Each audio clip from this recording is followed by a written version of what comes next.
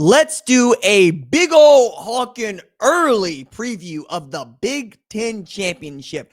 Number 1, Ohio State versus number 2, Indiana. Let's talk about what this game is going to mean for the Buckeyes, what it's going to mean for the Hoosiers, who I think is going to win this game, and how it shapes up the college football playoff to come. What's up, kinfolk? It's RJ Young. I am not on Step Mill. If this is your first time watching Adapt and Respond, thank you for joining us here. We talk college football year round. If you're into that, hit that subscribe button, like this video, answer the question in the comments below. Do you believe that the winner of the Big Ten Championship will win the national championship? Yes or no answer. But one that I think is worth discussing right off the rip. This game, for me, represents the balance of power shift from the SEC to the Big Ten. And we've seen this shift over the last 3 years. First, it was Michigan beating Washington in the national championship game in 2023. Then it was Ohio State beating Notre Dame in the national championship game in 2024. This is the second year in a row where we are having the conversation, third year in a row where we're having the conversation, will the SEC even have a team in the national championship game, which felt unfathomable following the 2022 season when Georgia went back-to-back, beating up on Texas Christian the second time after beating up on Bama the first time to win the national championship game. Now, Georgia's been in this thing, right? And they were in it not 2023, but 2024. So it's not as if they weren't there. It's more like, okay, are the teams up north of the Mason-Dixon line that much better than the teams south of the Mason-Dixon line now? And Indiana is the best example of, yeah, they might be, because Ohio State and Michigan being good is not new. Indiana being good is very, very, very new. It's almost as new as Vanderbilt winning 10 games, including, oh my goodness, 10 in the SEC. 9 in the SEC, getting to 9, having a winning record in the SEC and having a 10-win season in the SEC. Wild, right? Diego Pavia is probably going to be a Heisman finalist, and he's the guy that turned that program around. Now it's, can Clark Lee find another quarterback to keep that thing going? And he's looking at flipping Jared Curtis, but I digress, right? As I'm talking about Ohio State and Indiana, I don't see a team in the SEC right now that feels like it can beat them. It feels like they can make the game close. Right now, it's Georgia, who's on form. They got the defense, I think, that could present problems for Ohio State and Indiana's offense, but that's not as if both the defenses at Ohio State and Indiana haven't been playing better football. A&M got exposed by Texas on Friday night.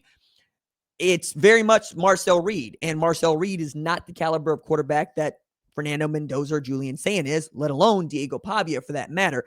Arch Manning outplayed him, and Marcel Reed has the goods to be great. But there's a lot of Jeff Sims in Marcel Reed's game that he needs to get out.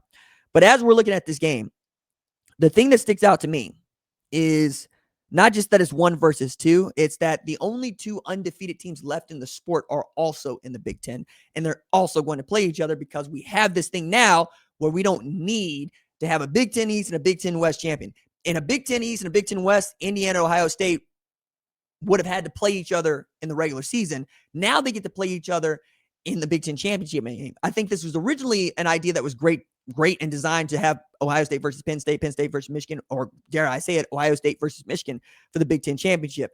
As it stands, we're also looking at an Ohio State team that has not won this game since 2020. It hasn't played in this game since 2020.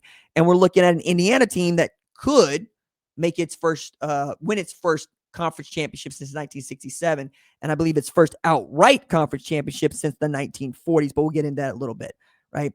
Right now, this is basically a game for number 1 seed in the college football playoff, right? If Indiana can win, they'll be the number 1 team going into college football playoff. I believe that if Indiana does win, Ohio State should be number 2. They've been the 2 best teams by some margin, and the 2 teams that are playing the SEC championship game also each have 1 loss at a minimum, right? Alabama's got 2, Georgia's got 1. I think that's just the way it should go.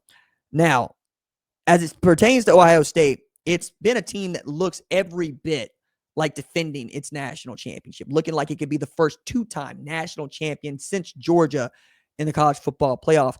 And they have not lost a game since they lost to Michigan last year. They have since gone 16-0, wins against 7 ranked opponents. Ryan Day has been 82-10. during that stretch, and 2-4 against Michigan now that he's got that win.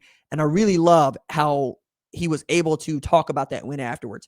First, it was clear to me that Ohio State was making it important to themselves to celebrate within themselves and stay within themselves. When they made big plays on the field, they would flex at their sideline, not at the Michigan sideline. They would run to each other to have a screen, right? We also saw a couple of Michigan fans trying to get in the faces of some Michigan players get into the face of Ohio State players, like Bo Jackson, a true freshman who's impressionable, could have taken that the wrong way, stayed within himself, became the first 100-yard rusher as a true freshman against Michigan since J.K. Dobbins 2017. Julian Sayin, a redshirt freshman, but a first-year starter who gets a win in his first opportunity to start against this game, as many people thought Bryce Underwood would keep the thing rolling with a fifth straight win for Michigan, was not to be. You're also looking at this from, I think, the standpoint of a Ryan Day team that feels very much like him.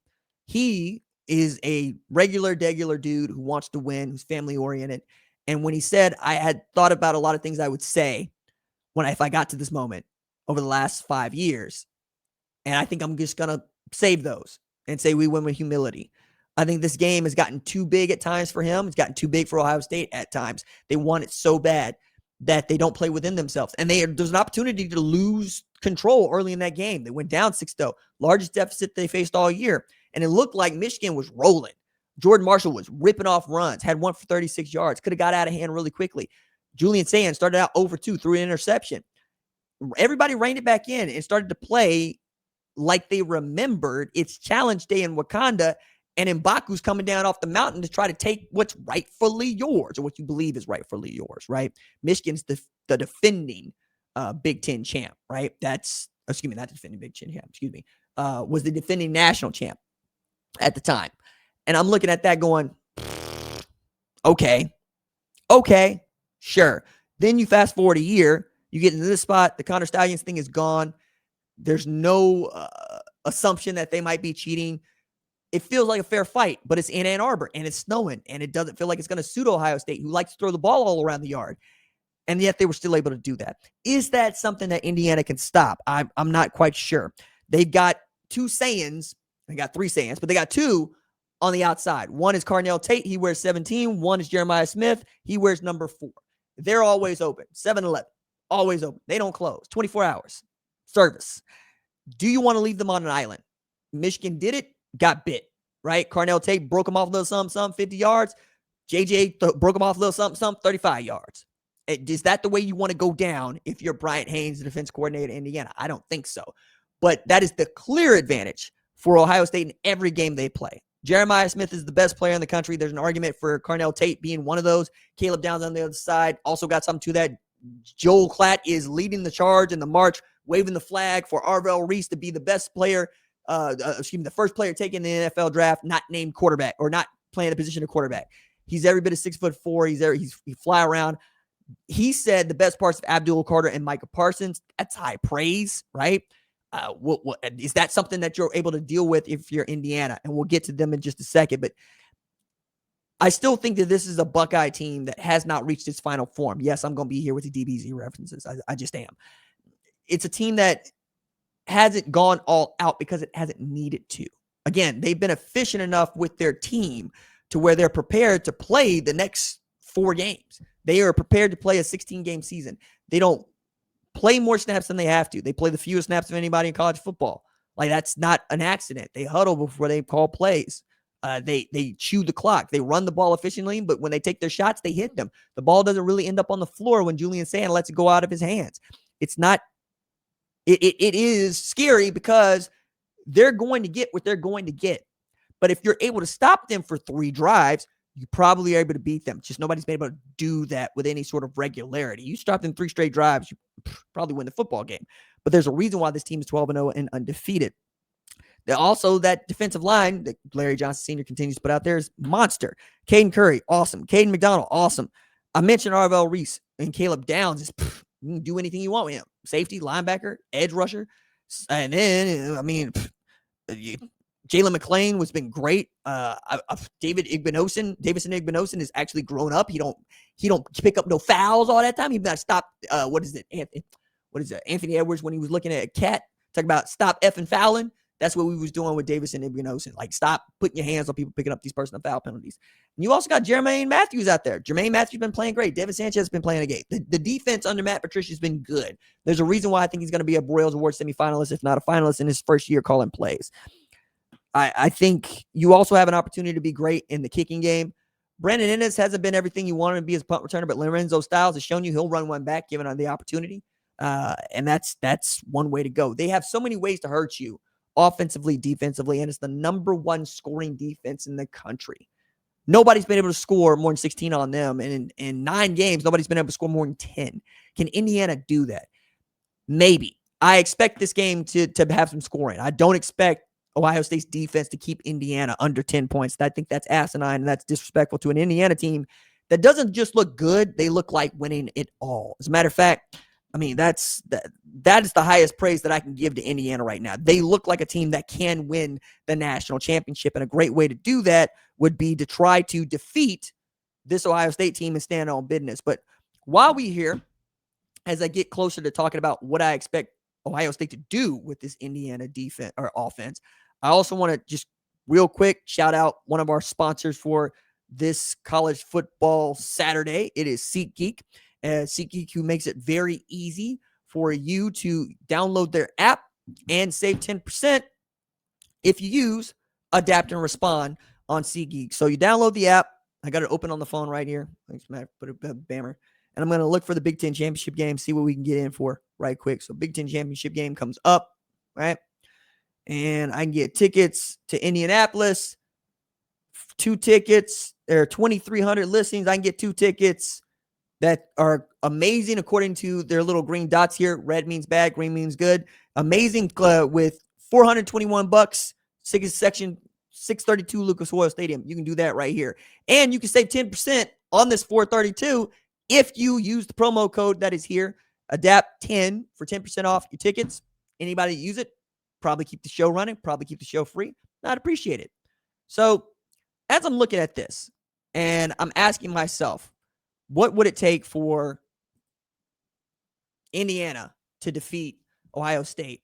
And what would it take for Ohio State to defeat Indiana? It starts with Indiana's run game. They've been remarkably good running the football. That I think their offensive line ought to win the Joe Moore Award. I don't think it's close. What they've been able to do in opening up those holes for their tailbacks and the way that they've been able to do it week in and week out is not a fluke. I also thought it was funny that the team they actually decided to pile drive, right, who was ranked number 9 at the time in Illinois, who ain't no good no more, they just decided to put 53 up on them just so everybody knows and understands there's only one Indiana, just as we might say there's only one Oklahoma. But I continue to look at that team and I go, damn, they really did run it on everybody they played. So let's take the best team that they played so far in Oregon as an example. They're still able to run the ball for 215 yards on 20 rushes. That's 6.9 yards per carry. That's damn good. Like that's elite stuff. And Fernando Mendoza was also good in that game where he was getting lit up. 20 of 31 for 215 with the TD. Also, he'll take off and run with it. But here in this game against Purdue, they just decided to name the number. So rather than throw the ball all over the yard with Fernando going 8 of 15 for just 117, they ran the ball for over 200 yards in the first half. First time they'd done that at Indiana since 2018. But they ended up the game with 355 yards on the ground, 37 carries. That's damn near 10 yards per rush. That's the strength of this team. With Roman Hemby and Kalen Black, if they're able to get to the next level the way that Michigan's Jordan Marshall was able to get to the next level against Ohio State, it's going to be a long day. That's going to be really difficult to contend because they've also got guys on the outside that can hurt you. One of them being Omar Cooper, who made the catch against Penn State that really kept that undefeated streak alive. We always thought that 11-win team Indiana was going to get in. But Omar Cooper said, no, we don't just have wide receiver 1 and Elijah Surratt. We got wide receiver 1A and 1B. We're that good. We can stay with you. And you know what? Now they've earned the opportunity to show the rest of the country just how good this team is. Remember, Indiana before Kurt Cignetti is the losingest program in FBS history. They have no lineage to speak of. You got to go back to 1967 for a conference championship, go to the 1940s for an outright conference championship. They hadn't had a 10-win season before Cignetti got there. Now they have gone 12-0 for the first time in school history. it's a team you're going to have to contend with because he can just turn the roster over. He lost so many guys on that team last year, and all he did was come back with hitter after hitter after hitter after hitter. I mean, it's difficult to overstate what Aiden Fisher, D'Angelo Pons, and Fernando Mendoza, Stephen Daly have meant to them, right? Defensively. Nobody really talks about that defense because the quarterback takes up all the air, but the quarterback's also been really good. Is Fernando Mendoza the Heisman winner? He is if he beats Ohio State. That simple. Is Julian Sayin the Heisman winner? He is if he beats Indiana in the Big Ten championship game. It won't matter what Ty Simpson does or Gunnar Stockton does. We'll know who it is. There's been no breakaway winner. And usually the quarterback on the best team in the country is the guy that's going to win it. Both of those guys got outstanding stats. Sayin might end up with the completion percentage record, best completion percentage record in NCAA history for a single season. That's enough. But it's not going to be enough if Fernando Mendoza outplays him and Indiana wins. Both of these quarterbacks are capable of going for 300 yards against those defenses, but it's going to be the run game. And the run game advantage goes to Indiana. They have a better run game than Ohio State. Bo Jackson's been great. C.J. Donaldson has not. Isaiah West has been okay. Nobody's really seen much of James Peoples. Ohio State's going to have to hit big plays against that Indiana defense to win. And they can. Jeremiah Smith and Carnell Tate allow for such a thing. And then you're going to have to find a way to stop them running the football, which means on pass downs, you're going to bring 6 and 7. You're going to light Fernando Mendoza up, try to make life as hard for him as you possibly can. If you can do that, you can win. I picked Ohio State against Michigan. I picked Ohio State against Texas. I'm picking Ohio State against Indiana. I think it's the better team. I think they are en route to defend their national championship and perhaps be the first 16-0, not perhaps, be the first 16-0 team in college football history.